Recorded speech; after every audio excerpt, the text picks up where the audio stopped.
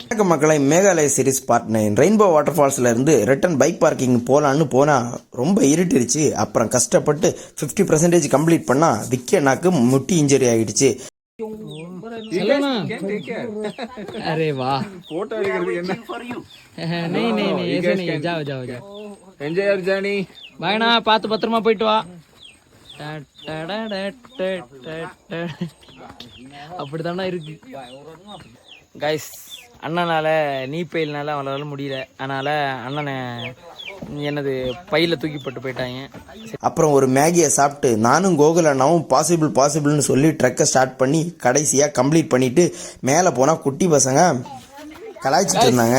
Successfully reach ஆகிட்டோம். இந்த குட்டீஸ் நம்மளை ஏதோ கலாய்ச்சிக்கிட்டு இருக்காங்க, பின்னாடி ஒளிஞ்சிக்கிட்டு இருக்காங்க பாரு. இங்கே 2 பேர் தான் நம்மளை இங்கே கூப்பிட்டு வந்தது, அண்ணனையும் பத்திரமா கூப்பிட்டு வந்தாங்க.